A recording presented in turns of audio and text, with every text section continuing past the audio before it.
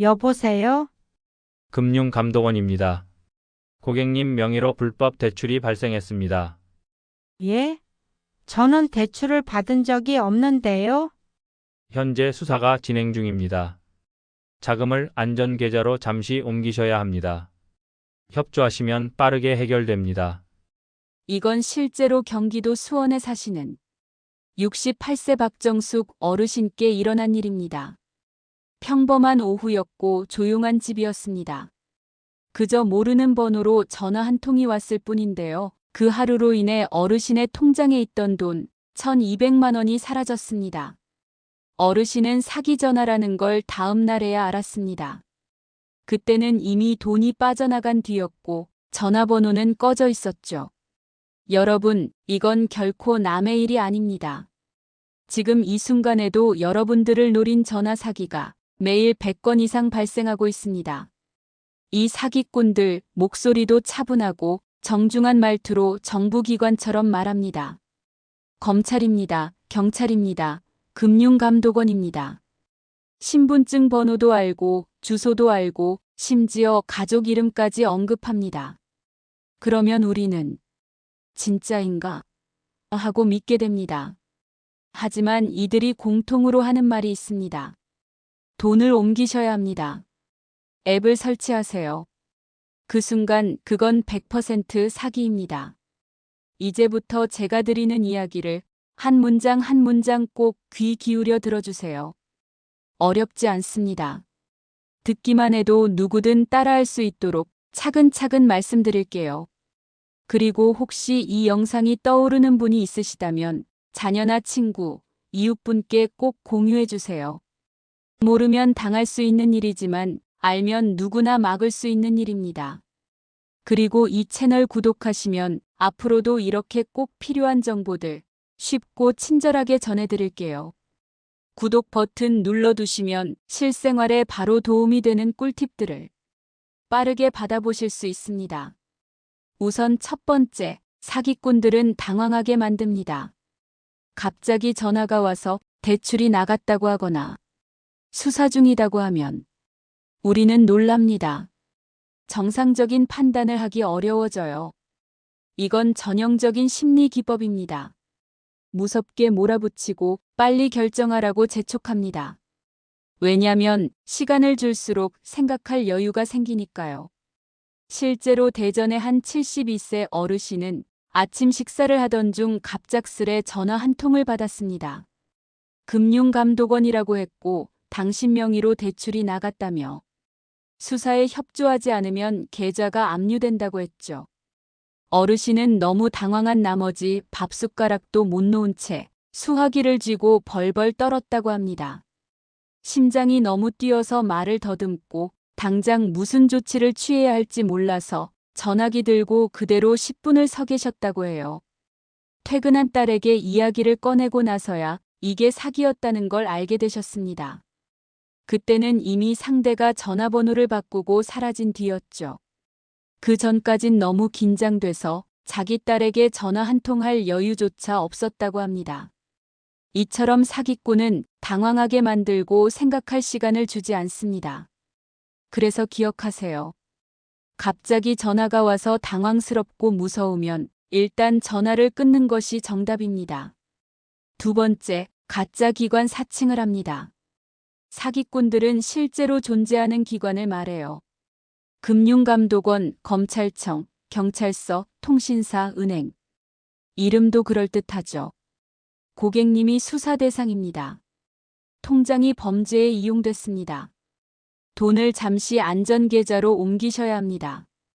그럴싸하게 들리지만 정부기관은 절대 전화로 송금 요구를 하지 않습니다. 서울 은평구에 사시는 67세 김영자 어르신도 비슷한 전화를 받으셨습니다. 전화기 너머로 들려온 목소리는 너무나 또렷하고 정중하고 믿음직스러웠다고 합니다. 김영자 고객님 맞으시죠? 현재 귀하의 통장이 범죄에 사용되었고 사건 번호는 2025 형사 10053번입니다. 그 말의 순간 심장이 철렁 내려앉았다고 해요. 게다가 상대방은 본인 이름, 주소, 심지어 며느리 이름까지 알고 있었고 어디 병원 다니는지도 말했답니다. 그럼 진짜인가 보다 하고 믿을 수밖에 없었죠. 그러다 다급하게 말하더랍니다. 지금 바로 조치해야 하니 돈을 안전계좌로 옮기셔야 합니다. 다행히도 김어르신은 순간 멈칫하며 아들에게 전화를 걸어 확인하셨고 그 덕분에 피해를 막을 수 있었습니다. 그때 김어르신이 하신 말씀이 인상적이었습니다. 나도 사기 안 당할 줄 알았어요. 그런데 너무 진짜 같았어요. 사기꾼들은 믿게 만드는 기술이 아주 능숙합니다. 이 말을 들으시면 무조건 사기입니다. 세 번째, 앱 설치를 요구하면 무조건 사기입니다. 이건 정말 많습니다. 수사 협조 앱을 깔아주세요. 금감원 앱입니다. 이런 앱을 설치하면 당신의 휴대폰은 사기꾼에게 완전히 노출됩니다. 문자, 통화, 계좌 정보까지 다 넘어갑니다. 부산에 사시는 70세 이모 어르신은 점심 식사를 마치고 TV를 보고 있는데 휴대폰으로 전화가 왔습니다. 상대는 금융감독원 사이버 수사팀이라며 말했고 어르신 명의로 대출이 발생했으며 해커가 휴대폰을 감시 중일 수 있으니 지금 바로 보안 앱을 설치해야 한다고 했습니다. 어르신은 겁이 나서 무슨 앱인지도 모르고 그대로 설치하셨고 앱을 설치한 뒤에는 갑자기 휴대폰이 느려지고 화면이 꺼졌다 켜지기를 반복했습니다. 그리고 이틀 후 통장에 있던 350만 원이 한꺼번에 인출되었다는 걸 은행 알림 문자로 알게 되었습니다. 그 앱은 알고 보니 원격 조작 앱이었고 사기꾼은 어르신의 휴대폰을 그대로 조종하고 있었던 겁니다. 통화 내역, 문자, 사진, 심지어 인터넷 뱅킹 정보까지 모두 사기꾼 손에 넘어가 있었죠. 절대로 앱을 깔지 마세요. 네 번째, 자녀를 사칭한 문자가 옵니다. 이건 정말 많이 당합니다. 엄마, 폰 고장나서 이 번호 써. 지금 급해서 30만 원만 보내줘. 자식이라서 믿고 보냅니다. 하지만 그 번호, 자녀가 아닐 수 있습니다. 대구에 사시는 66세 윤모 어르신은 새벽 6시에 갑자기 문자를 하나 받았습니다. 엄마, 나 휴대폰 고장나서 이 번호로 연락해. 지금 급한 일이 생겼는데 30만 원만 보내줘. 졸린 눈으로 문자를 확인한 어르신은 글쎄 이게 아들인 줄 알고 망설임 없이 바로 송금하셨습니다. 문자에는 계좌번호도 있었고 긴 설명 대신 지금 급해서 나중에 설명할게라는 말이 있어서 당장 급한가 보다 싶었답니다. 나중에 아들이 출근길에 어머니께 전화드리고 나서야 이게 전혀 본인이 보낸 문자가 아니라는 걸 알게 되었고 이미 돈은 사라진 뒤였습니다. 계좌 추적을 해보니 이체된 지 몇 분 만에 전국 여러 곳에서 현금이 인출된 기록만 남아 있었습니다. 요즘은 SNS나 카카오 계정을 해킹해서 가족 정보, 친구 관계까지 다 알고 접근합니다.